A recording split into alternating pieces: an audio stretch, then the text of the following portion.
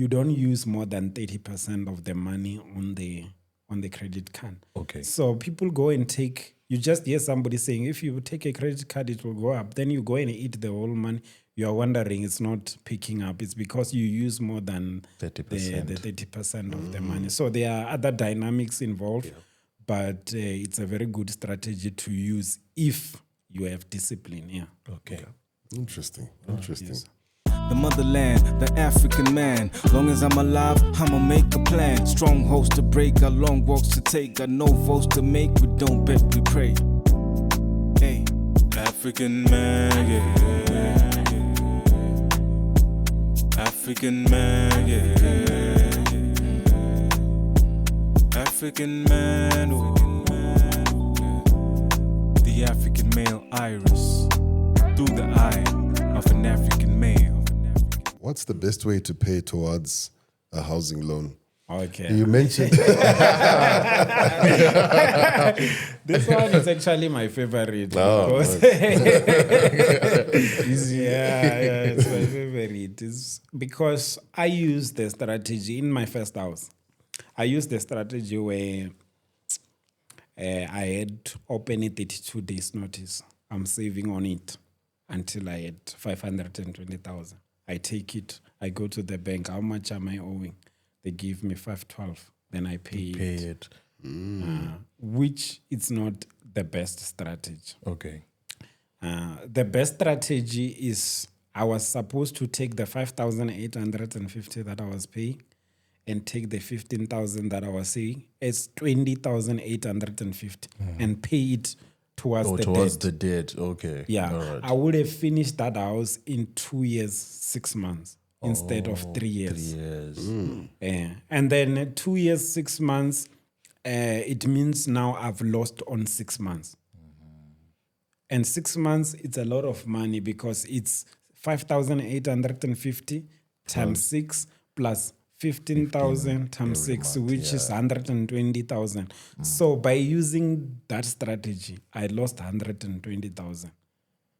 If I had taken that money. So paying extra, it's always the best. Solution. So even when you go to take a car and the bank say you must pay 5,000, it doesn't necessarily mean you must pay 5,000. If you pay an extra 1,000, you are saving yourself on interest, saving yourself on money. Yeah. Okay. So is that communication you pose to the bank to say, instead of debiting the usual 5, can you just debit 6 every month? Yeah. For me, I've never had that communication with the bank because my recent house, I used the strategy that I'm talking about. The last house that I have, I bought it. I moved into the house in 2021 November. And then I decided to say I'm going to pay off this house as soon as possible. But I didn't have like a fixed amount, which I was saying every month I must pay this amount. Oh, so you'd say whatever extra. When I have extra, I was paying for it. Okay. So let's say I get invited to speak yesterday. I was speaking somewhere. Yeah, when they give me money, That that money I was throwing it into the house. When somebody buys a book, that money I was taking it, throwing it in the evening into the bond. Okay. So I was just doing EFT every time I have extra money towards the house. Yeah. Okay. And then I paid it off in 3 years, 3 months. In February, it was my last month paying for that house. Okay. Yeah. So that's the strategy I use. I didn't go to the bank and say, instead of, it was even going to be too much because one day I was calculating to say, if I paid off this house in 39 months, how much extra was I paying every month? If I'm to break it down in 2 months, it was 27,000 and I was paying 14,000.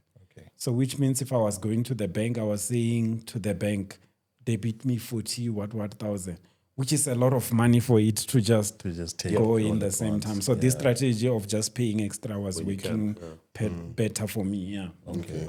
All right. And there's this concept of there's some people who tell you Yes. if you've got a deposit, Yes. rather pay your deposit after you've You've processed the purchase of the bank than to pay it up front. I wanted to find out that the benefits of saying rather pay your deposit a few months into your There is a loan. benefit. There is a benefit because if you pay it before, it means you are saying, let's say you have a house of 2 million.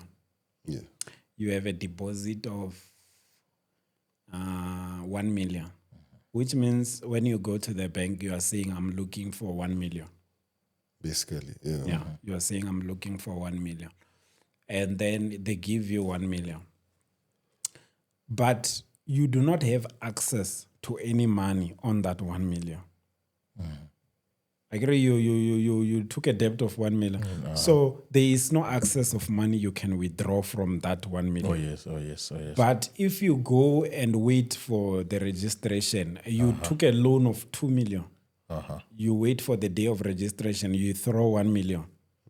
That money it's accessible for any other investment. You can withdraw it anytime and invest on something else. So it's like you have your own bank in your own bond, which you can be able to use it for other things. Yes. Got you. And whilst it's in there, it's reducing your interest. Yes, once it's there, it's doing the same job that putting it before was gonna do. Yes, but it's accessible. but it's accessible. Yes, That makes a lot of yes. sense. Makes a lot of sense. Yeah. That's good. That's good, man. That's good. I just wanted you to take us through some of your useful property strategies. Yeah.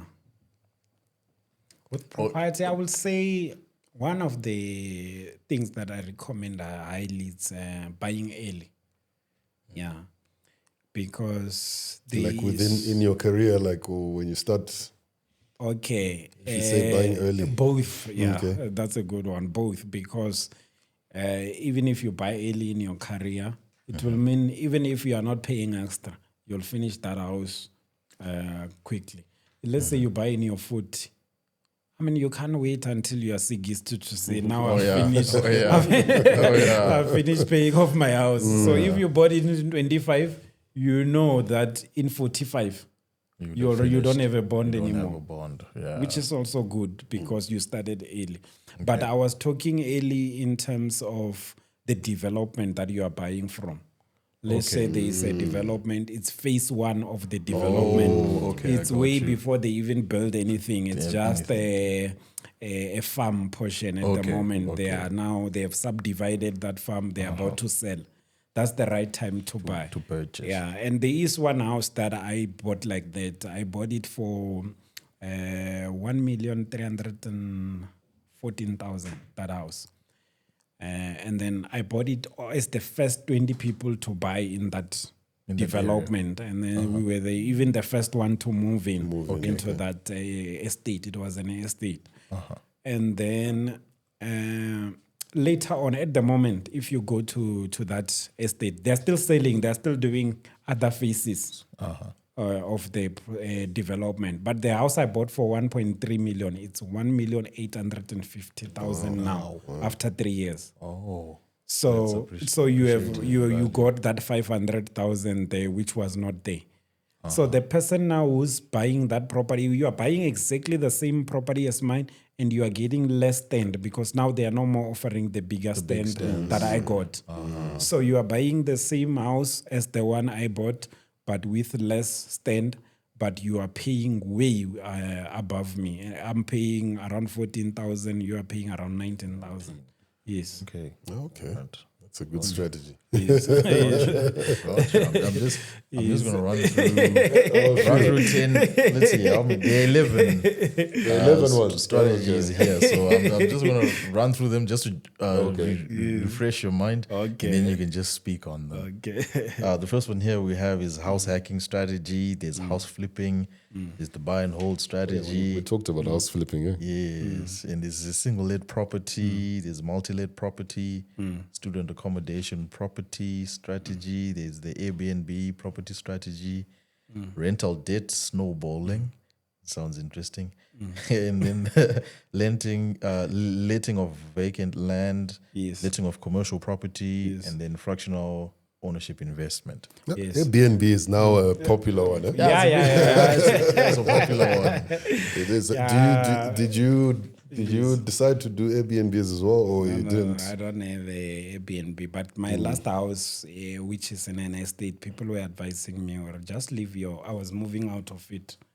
And then people were like, just leave all your furniture there. This house looks fine for Airbnb. It's next to 4 ways and all those things. They're like, no, just leave it the way it is. You will use it for, but I'm using it for month to month. Oh, okay. Month rentals. Okay. Yes, but I always say when we talk about strategies, sometimes you can sell a house saying this house is a bad house. Where else the house is not bad. It's the strategy that you are implementing on the strategy. So before you buy a house, you should be knowing in your mind to say, I'm buying it for which strategy. Yeah. So you must be knowing, because there are houses which you cannot do a student accommodation on. You cannot do a student accommodation. It's like when a house is too far from university.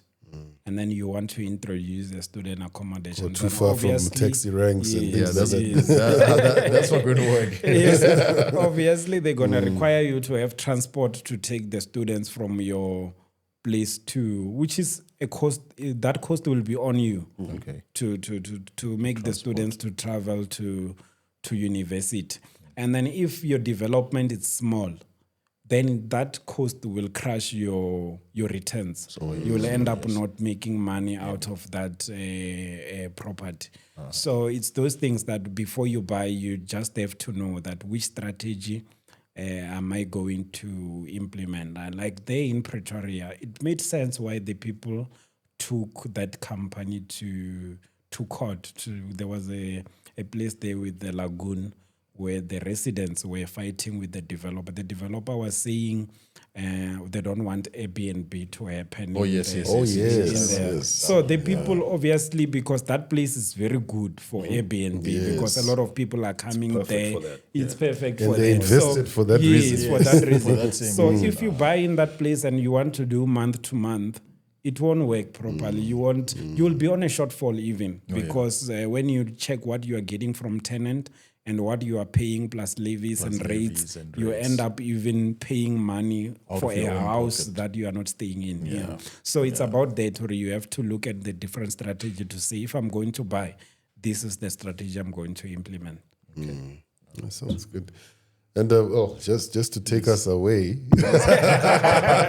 there's so much to. But on a personal level, Percy, how has been? How was dating in your 20s? That's really taking us away. So I want to hear the Percy dating in 20s, where you were where you were focused on your goals. One thing I know for sure is you would have been like part of the discussion panel at the men's conference. Or the men's conference. So as opposed to dating now, where we're saying that now you're a bit more, I feel like, the person who will be fortunate is the one who's dating me now. Than the one who dated me. Because now then I was very strict in terms of how I use my money. But I feel like the person who comes now, to me in the mind, it's like, are you coming for right intentions? That's the other challenge. It's now difficult. I see. Those young men, those are some of the difficult things you have to navigate.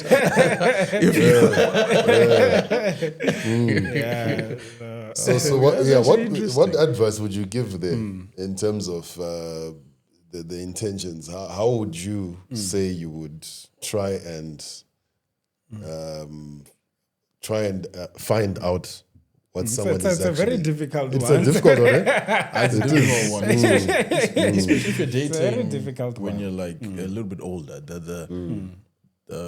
it's very difficult to find out whether the female's intentions are genuine or there are ulterior motives behind dating you. I feel like that's why I've seen a movie where this guy was a billionaire, but he had to go and live a normal life, so that no one can can know this is who he is. So it becomes very tricky. Have you gotten down to live the normal life?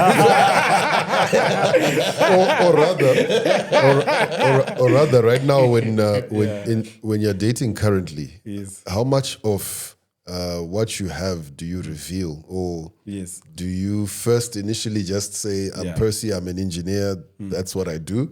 Then in terms of your portfolio, investment portfolios, something that you then unveil maybe at a later stage. If I was to advise somebody, I will say, don't reveal the things you are doing.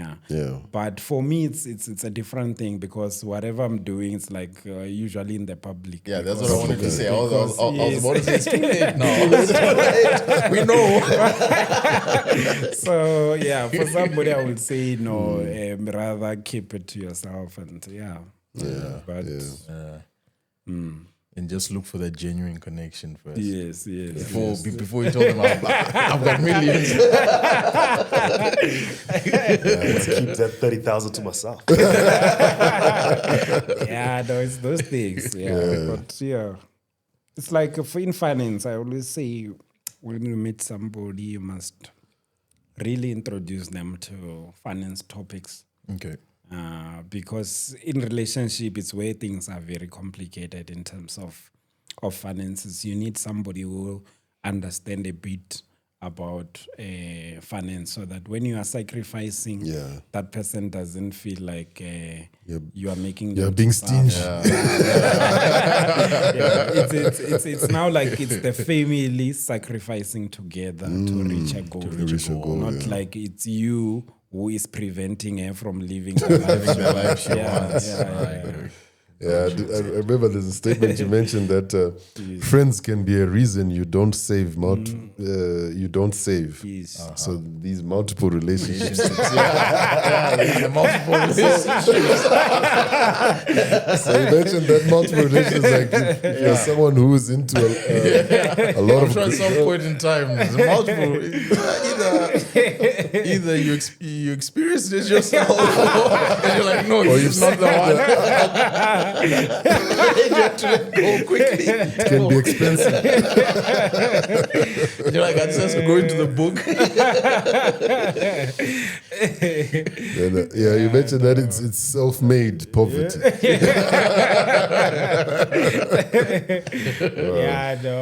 It's true. I mean, I feel like one relationship alone, it requires a lot from of you. investment, right? Then if you've got a lot of relationships, then it's not going to taking too much away from you unnecessarily. Yeah. Oh, that's good. That's good. Yeah, man. So, so you've done a lot of podcasts. As well. From the podcasts you've done, what has been the major topic of discussion? What's the common one that you see, or that trends usually when you go around, when you speak in the podcast as well?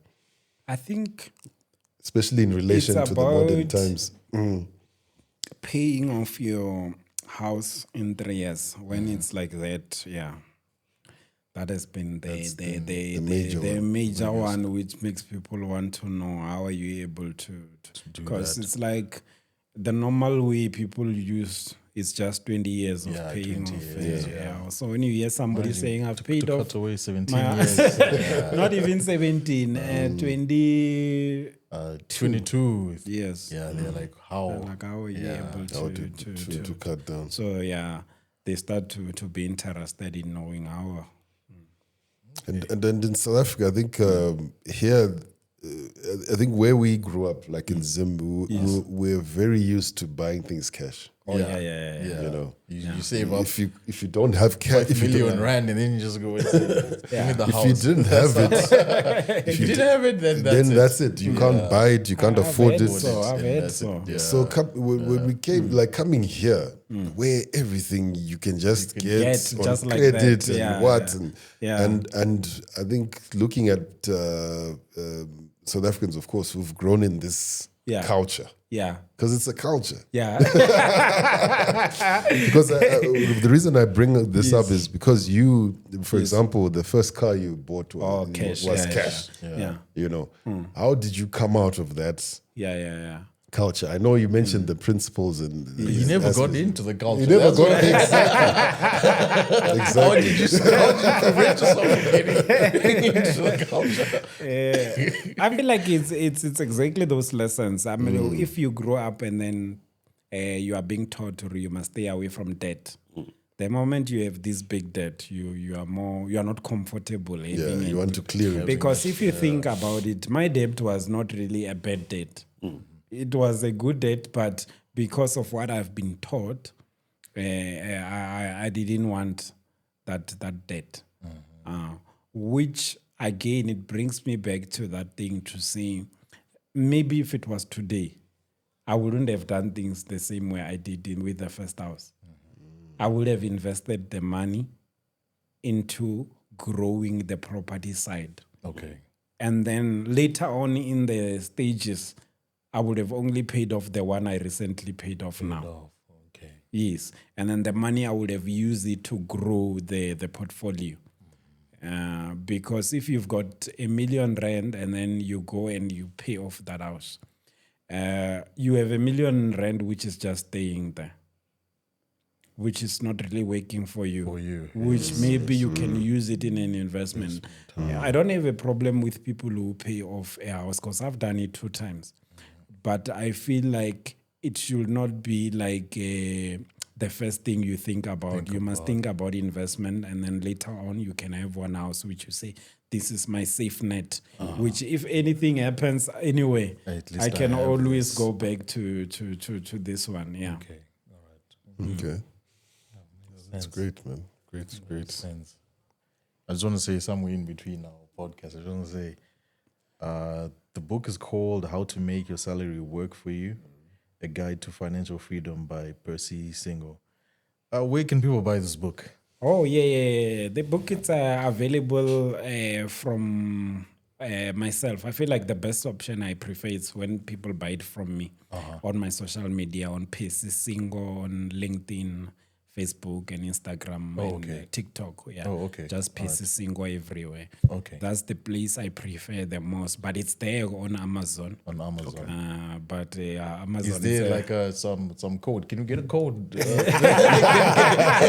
Can people buy it with a discount code and then you get some kind of some kind of commission from it?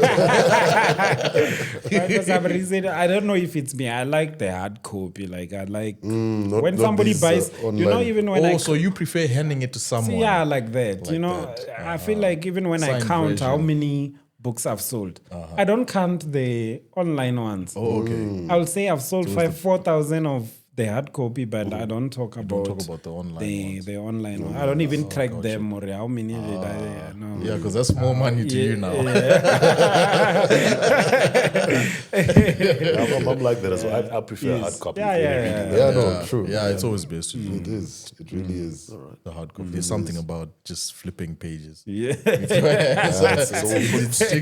sticks in your head. So put some of the links on the video. Yeah, no, we're definitely going to be putting. Maybe you can mention some of your like on your social media pages, like what is the title of them? How can people find? Okay, no find problem. them? Yeah. No. On Facebook, like Facebook, how do you find? Do we just search Percy Singo? Oh yeah, it's just Percy. Just Percy Singo. Yeah, across everywhere. Yeah, across everywhere. But Facebook and Facebook, I've been getting a lot of bargaining, the scam account. So the one that is bargaining. The one that is verified is the correct one. The other ones are just scams. Wannabes. Yeah. So most of those will be like what kind of requesting for things and from they're mimicking his account. Mimicking his account. They take your pictures and every your day, videos. and then they put there. There's somebody that I delivered the book to. She said, this is the second book I bought. I'm like, where's the first one? Yeah. She's like, no, I was scammed. Such things. Yeah. Yeah, it's hectic. So, it's hectic. Yeah, it's people waking. Yeah. They've got their goal. That's nice. That's nice. So currently, from your mother, a very inspiring story about your mom. Yeah, very, very going much to university lady. Yeah, and I'm sure that's also some. She sounds like someone you learned a lot from. Growing up, a lot from Is she still working now, or she's still a teacher? She's still working. She still have some few years left. Yeah. Okay. But she's still working as a teacher in a government school. Oh, okay. You should bring her along to some of your. Do you bring her to seminars? You should. That's inspiration. That's such a powerful testimony. Yeah, I'm sure she'll have a few nuggets to share with people. So siblings? Do you have siblings? Yeah, I do have a sibling. Yeah. Oh, one. Just one. Yeah. Okay. Have they also gotten into the same culture that? Yeah, they are. Because when I look at the way they are doing things, it's impressive. How they are managing their things and how they are growing from their investment side. Yeah. Okay. So like the upbringing was the same, where they were exposed to the same. It's the same. Okay. We grew up the same way. Same way. Yeah. But I've had somebody who contacted me on social media and say, I have the same story with you, but the different outcomes. Okay. Okay. They are like, I grew up at church. My mother worked in a church, but I'm not financially sound like you. Then you realize you can even grow in the same house, but it doesn't mean you are going to the outcome will take be the same path. Yeah. Okay. Yeah, that's very so true. it becomes personal about you to say what do you want for yourself. Yeah. Okay. And then you start working towards that.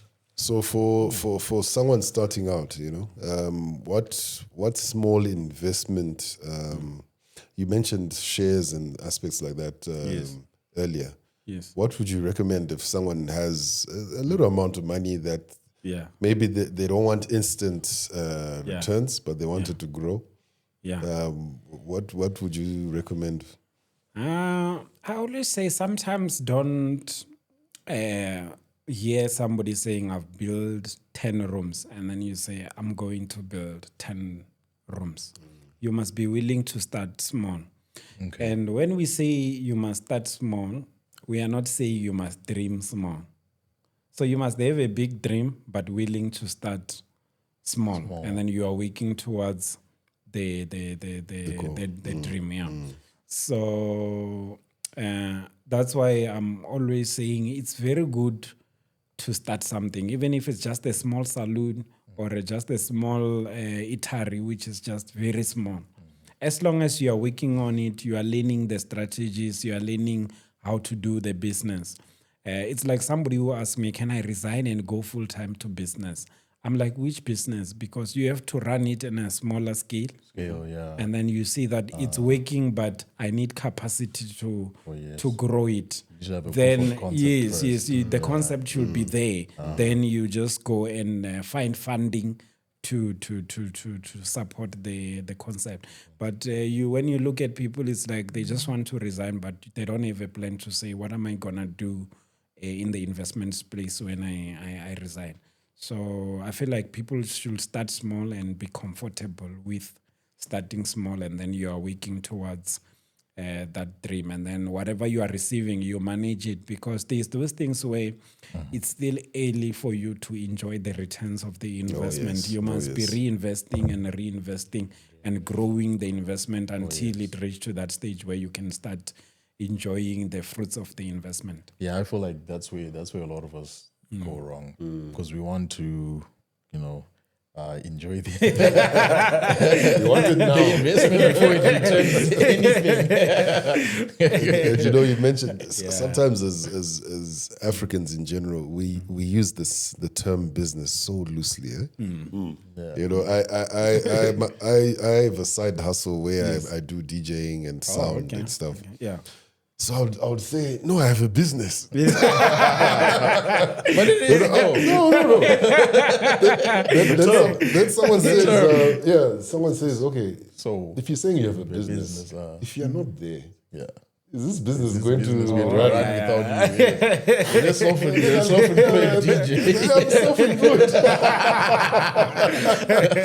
Because if I'm not there, there's nothing that will happen. Nothing is happening. So just that demarcation And, to say, and it's very important. When you're self-employed, you must be more disciplined now. Oh, yeah. It's more like a soccer player. They need more discipline because it depends on playing, and you are not going to play for so many years. Yeah. So when the time reach where you cannot play, you should have already acquired other things where you diversify now, and you are investing in something. I've had another player who was even running fish and chips and so on. I was so impressed to hear that story, that's impressive. to see by the time he leaves soccer, He already has his. they are not gonna be asking us to say you must donate. With the company card. To your earlier point, when you tell somebody I've got a business, you need to be able to answer questions like, what is your annual revenue? Yeah, what is your annual revenue? for sure. You say it's a business. What are the figures? Who keeps your books? And you're like, what? Like I do. Can't we start saying, so many gigs. Figures always have to be there. Yeah, sure. Yeah, 100%. I'm definitely self-employed. No, I think on that note, we really want to thank you, Percy. It's such an honor having you. No, thank you so much. And Thank this is again was a sacrifice. Because on for sure, your time is money for you, man. A lot of people just paying a lot of money to just hear you speak, and you've really just dedicated time to be with us, and we really appreciate that. And we've learned a lot today, and this is definitely not the last time. Because we need to have you sitting there and a couple of women sitting there. In real life, you want me to be crucified? it would be nice to have that. But we thank you so much. I think any parting words from yourself, like what you would want to say to our audience, just in general, from of course your experience, your book, etc. Yeah, we said a lot, but just to maybe say, I think the way you look at yourself matter if you are going to go somewhere. So there was another picture that was trending not so long. It's like this young man is dead, but what he's seeing on the picture is a complete different person with a suit. Okay. So he's seeing himself. He's wearing deity, but what he's seeing it's himself, but with a suit.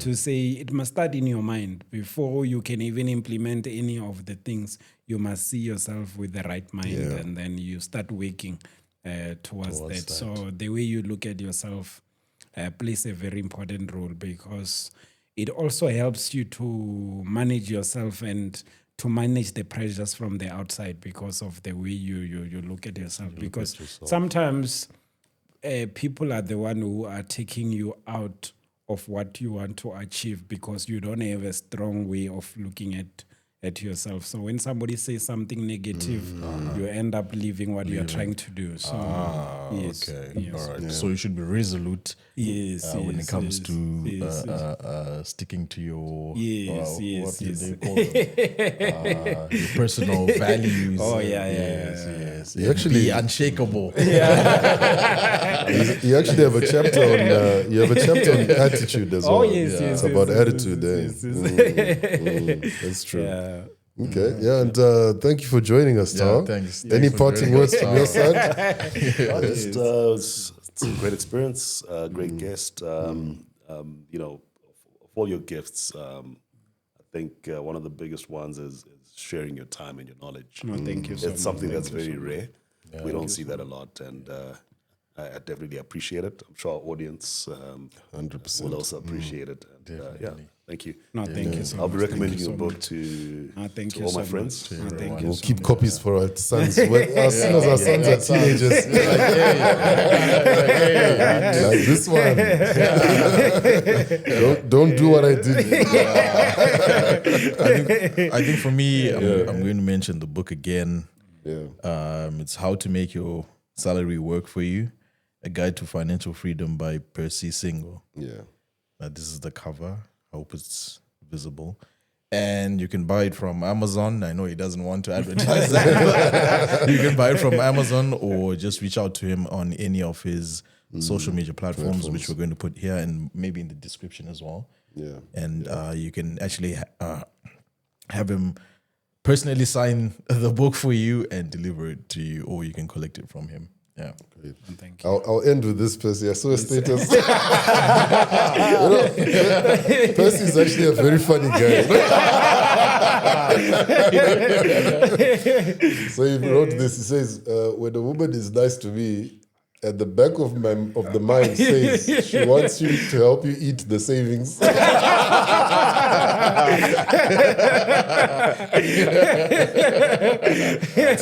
That's a good one. Yeah, let's chow the savings. No, but we appreciate your time, Thank Percy. you so much. We Thank you appreciate so it. much. And, Thank you. yeah, and thank you so much, everyone, for tuning in. The African Male Iris. Thank you for joining us for another episode. Like, subscribe, share. Yes, Slim is so good at that. Yeah, Find please us on support, Instagram, find us on TikTok. TikTok, and YouTube. Yeah, So if you get 1,000 likes, I'll be back. so we need them back, please. Rather likes From all of us, thank you so much. It's a wrap. The motherland, the African man. Long as I'm alive, I'ma make a plan. Strongholds to break, got long walks to take, got no votes to make. We don't bet, we pray. Hey, African man, yeah. African man, yeah. African man, oh. The African male iris through the eye of an African.